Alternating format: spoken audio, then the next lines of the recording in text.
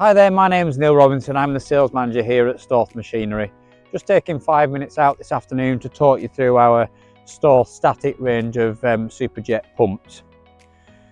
Okay, so this is the pump, and as you can see, I'll just do a brief overview, then we'll have a look at it in the pit. It's fully galvanised, available with from 5 foot, 6 foot, 7 foot up to 12 foot, so in foot increments. And as you can see, this is a 6 foot version.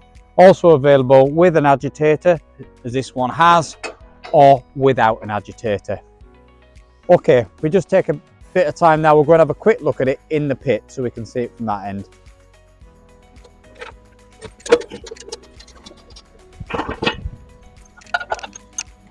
Okay, so that's us lowered it into the hole.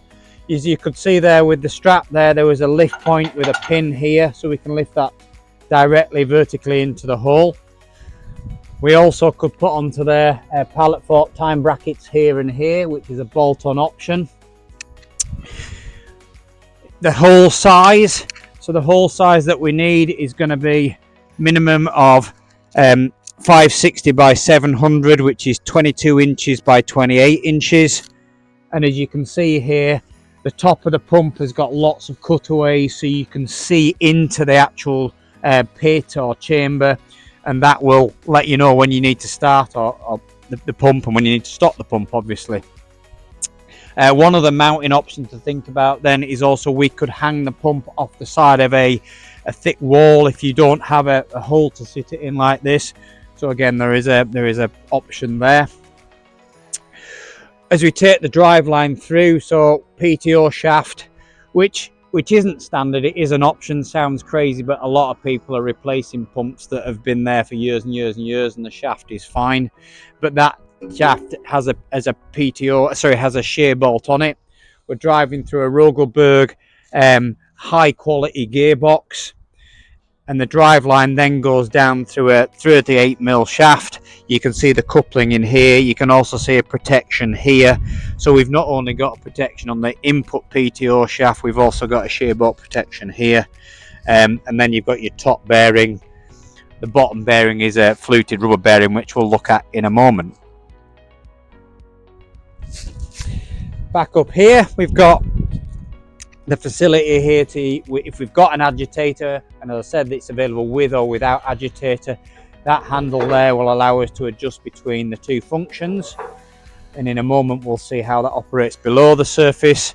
We've also then have the agitator here, so we've now got the facility to move that through 300 degrees and get that pit really mixed up and get the heavy stuff and the watery stuff mixed before we start pumping.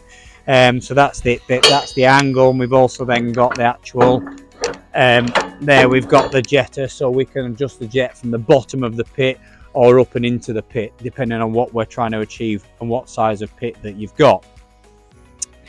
5-inch tube coming up, and then as a standard we've got it's then bolted on with a 4-bolt flange. We have a 5-inch Bauer male. That's available with a 4-inch if you want, or a 6-inch if you want, and if you really wanted to, we could be happy to put a female on there. Just let us know what suits your application.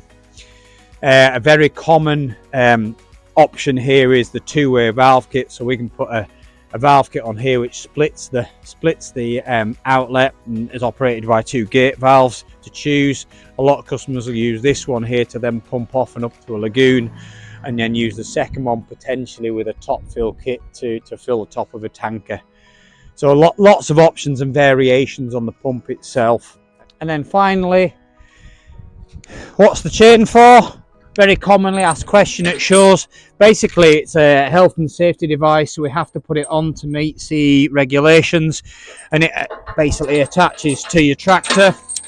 So if the tractor is left, there is no opportunity, left mixing or left pumping, there's no opportunity for the tractor handbrake to fail, it run away, and then the shaft to start whirling round and causing serious damage. Okay, I think that concludes the top end of the pump. Let's go down underneath and have a look at the bottom end. So that's us covered at the top end. Let's look at the business level. Let's look what's happening below the surface. So just to cover again, so we've got the horse's head, so the agitating head, which will move through 300 degrees. We pull it up and down, and obviously the horse's head will go up and down to direct slurry either to the floor of the pit or further ahead into the pit. We've also got then the handle here, which is taking us from mix to pump,